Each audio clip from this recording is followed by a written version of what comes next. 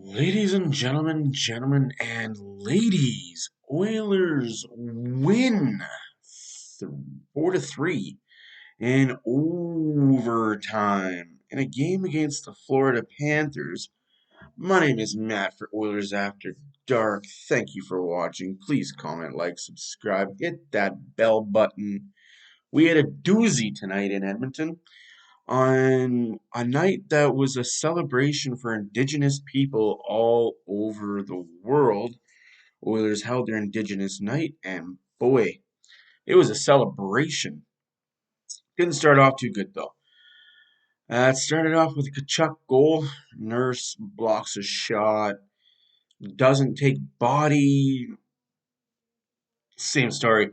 You see a body, you hit a body, you don't hit a body, body ends up scoring.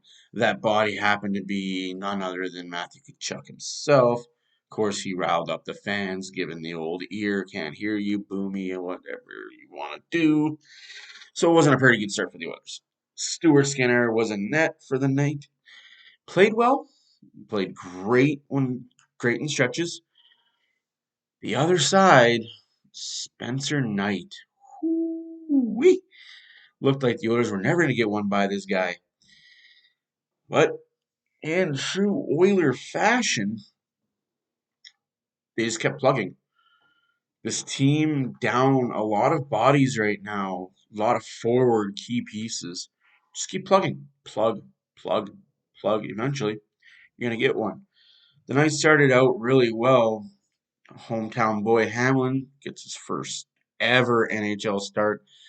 Now, I'll touch more about him and the fourth line of Malone, Holloway, and Hamlin, or third line, or whatever you want to call that line. That was a surprising line, but again, we'll touch more on that. So we go on. Like I said, 1-0 Florida, first period. We go on. We're kind of in we saw this coming mode. They're at home. It's an important night. It's a special night. It's a special occasion. What do Oilers do when it's special nights? They shit the bed. So it goes on. Hyman scores a goal that we think ties it. And kick, not kick. Direct, not direct. It's the NHL. He did kick the puck in. I'm not going to complain about it. You can't use your skate like that. So nothing changes. Still 1-0 Florida. We move along. Oilers, not very good on the power play. They get a 5-on-3. Might as well just gave Florida the puck for 2 minutes and called it a day because that's pretty much all the Oilers did for 2 minutes, 5-on-3. Lots of passes to nobody, lots of missed opportunities. Couple shots, couple saves. The saves were okay by Spencer Knight. He stood on his head for 3 or 4 10-bell saves, but as a goalie, that's what they expect you to do on the penalty kill. So we move along. Oilers get another power play, right? All right, well, we've seen this song and dance already. How many passing plays we're going to do in this one?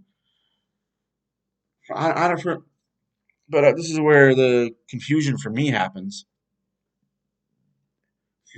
How do you leave the number one player in the world, not just in the NHL, but the world, alone, wide open at your blue line? Somebody missed an assignment there and went for a line change that they shouldn't have went for. Nurse to Himes. Himes rifles it up to McDavid, and you know the rest. Breakaway from the blue line. No goalie in the world is making that save. Top shelf backhand. Beauty was it 1-1. We're getting excited now. Now we're all cheering. Going to the second intermission, tied at ones. Oilers are looking good. Florida's looking good. Both goalies are playing well. Neither team has the advantage, really. Both teams are playing pretty par. Both good teams, both NHL playoff teams, right? As of right now, shots are heavily favoring the Oilers, but that's the new Oilers, I guess. We're taking shots from everywhere. I like it. The more shots, the better opportunities for bad bounces, rebounds, and what have you, right? So we're sitting pretty. So we move along some more, and boy, oh boy, this guy Barry. You've heard of him a few times. You've seen him on the ice. It's a nice little beauty. Tap in beauty. Makes it 2-1 Edmonton in the third. So we're getting excited now. We're like, hey, we might actually pull this off. The assists go to Hyman and Kulak.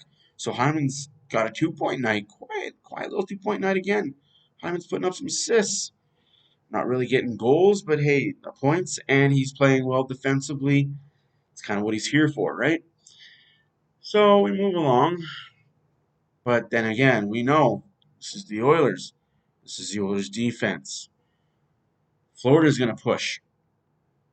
Florida's going to push hard. Florida pushes. Oilers bend. They don't break for a while. They keep bending and not breaking. We're like, well, 15 minutes. We're going to hold on for 15 minutes, right? Unfortunately, beautiful pass. Like, sometimes you just have to tip your cap to the other team and say, well done. Well done, sir. Well done with that passing play. And it was a beautiful passing play by Florida. And again, we have ourselves a game. We have ourselves a tie game. Oilers take an unnecessary penalty late in the game. Cannot be taking penalties. Like, if you want to be a playoff team and if you want to be a cup contender, these are things that you have to fix. And I get it was bottom six and just CC had to take that penalty. He had to take that penalty because missed assignments by the forward group on the ice. Janmark and Hawkins especially missed assignments on the ice. Again, it happens. It's hockey. It's 60 minutes in a game. You're gonna have missed assignments. So CC takes a penalty, saves a goal. Good. We can kill this. This is one we can kill. This is one where we kill, we get momentum, we build. We might actually be able to score late in the game or get our own power play, score on that, and have momentum. Get the 2 points, get the fuck out of Edmonton for a little bit, because they're not playing very well in Edmonton right now. Because we are on the road for two. On Wednesday, we're in Chicago, and on Thursday, we're in Minnesota. So we just got to hold off. Maybe get overtime, right? And controversy rears its ugly little head when it does when Tkachuk's involved and the Oilers are involved. Tkachuk knocks the puck out of midair. Looked like a high stick. So the Oilers challenge. It wasn't direct. It was a high stick, but it wasn't directly high sticked into the net. So the NHL decided, hey, you're allowed to hit pucks down with your stick, even if they're above your shoulder. We don't call those high stickings anymore. Good goal. Florida 3, Oilers 2, getting 4 minutes left in the third period. Now we start to panic. Now we as Oiler fans start to really panic. Oh no. Oh no, this team is young. This team is very hurt. How are we going to pull this off? We get a power play. Gifted. Gifted a power play from. Because obviously the challenge, Florida got the call right. We had to take another penalty. So it's another power play for Florida. On that power play, Florida has too many men on the ice. Oilers are gifted a break. They deserved it. They worked their butts off hard in this game and deserved that break. But they were gifted it. Puck goes down the ice. It's 4-on-4. You got the two best players in the world. Can't get anything going. Can't get in the zone. Can't set up. Gets onto the power play where we've seen this song and dance before. It's all passy, passy, passy. Harlem Globetrotters. Call them the Edmonton Globetrotters. Nothing helped. Nothing prevailed. Okay, so now we're getting into the last minute here. Last minute regulation. Oilers have their goalie pulled. They've got momentum. They've got everything going for them. Face off. They win the face off. They've got pressure. They're shooting. They're rebounding. They're puck pursuit. They're dogs on bone. They're doing everything you needed to do to tie the game up. And I mean everything. They were hitting. They were puck pursuit. They were shooting on net. Spencer made save after save after save, just nothing. It was just one of those times where you're just like, you're sitting there with 30 seconds left with your hands on your head, like, what more can this team do? What more can this team do? 4.4 seconds left in the game. Loose puck, scramble. McDavid, head on his shoulders. He'll tell you he just threw it into a spot and he was hoping that his own teammate was there. But if you look and look very closely, he looked behind him. He looked. He definitely threw it to a spot, and he was definitely hoping that his own player was there before the other team. But he looked to where the person was, where the play was open. He looked where there was lots of open ice for somebody to get the puck. That somebody, good Lord, thunder and Jesus, was Evan Bouchard with another goal. That's 3 goals in 2 games for Mr. Bouchard. Wow. He rifled that puck in. And if you watch my live stream, I got a little hyped. I got a little excited. It was a goal the Oilers deserved. It was an overtime the Oilers deserved. And we all know that overtime with the Oilers is like death and fucking taxes. Rent is due. Especially with Florida missing Barkov, their best offensive overtime player. You just knew it was over. And I think Florida knew it was over, but over in that fashion. Nurse goes behind the net, does a little twirl, I guess you'd call it. For some reason, Matthew Tkachuk loses his skate, just loses an edge, falls over, and I'm screaming like, "Get the puck up! Florida player down! Move it up! Move it!" Like he's down. You've got an easy break going the other way with McDavid and Draisaitl. Move it up. Oh boy, was it pretty though. Nurse to Draisaitl, Draisaitl to McDavid, McDavid all the way back to Draisaitl before he goes behind the net because he didn't have much room to tap that puck in. 4-3 final. Oilers win.